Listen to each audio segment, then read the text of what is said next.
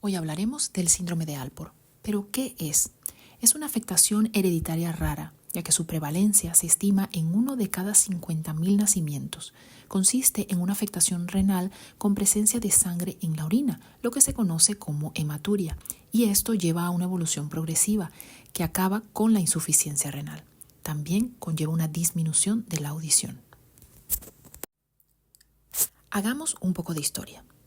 A finales del siglo XIX, un primer médico describió la hematuria que sufrieron 12 miembros de una misma familia repartidos en 2 generaciones.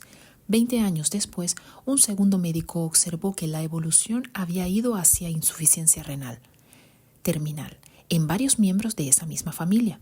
Finalmente, en 1927, el médico Cecil Alport se dio cuenta que por un lado muchos de los miembros de esta familia eran sordos y por otro lado que el daño renal severo en varones contrastaba con el daño renal no tan severo en las mujeres. La enfermedad permaneció como un misterio hasta la década de 1970, cuando el estudio por microscopía electrónica del riñón reveló anomalías propias de la membrana basal glomerular, un engrosamiento irregular o en ocasiones un adelgazamiento. Desde entonces, la demostración de esas anomalías en un fragmento de riñón del paciente permitió el diagnóstico del síndrome de Alport. Las anomalías de la membrana basal y sus consecuencias.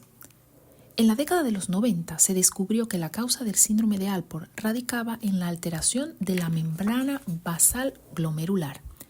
Estas anomalías bioquímicas de la membrana son las que interrumpen la filtración de la sangre en los glomérulos.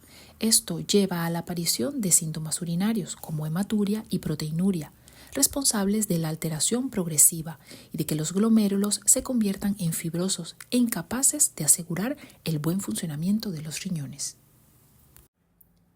Síndrome de Alport ligado al cromosoma X. Las mutaciones del gen COL4A5 que conducen a la fabricación de una proteína anormal o ausente son las responsables de la enfermedad. Esta es la forma más común del síndrome de Alport, que afecta aproximadamente al 85% de las familias.